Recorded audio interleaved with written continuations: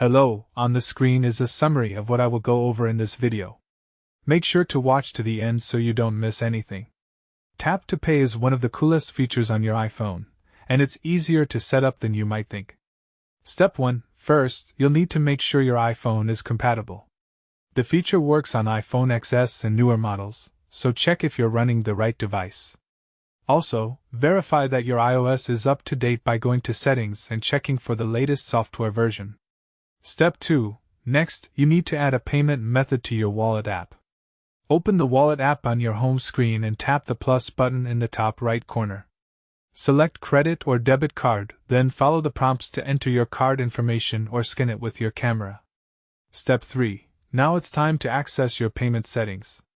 Go to Settings, then Wallet and Apple Pay. Here you'll see all your added cards and payment methods listed.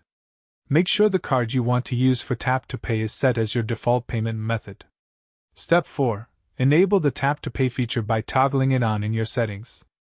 You'll find this option under Wallet and Apple Pay settings. Make sure your iPhone's NFC chip is enabled, which it usually is by default on newer models.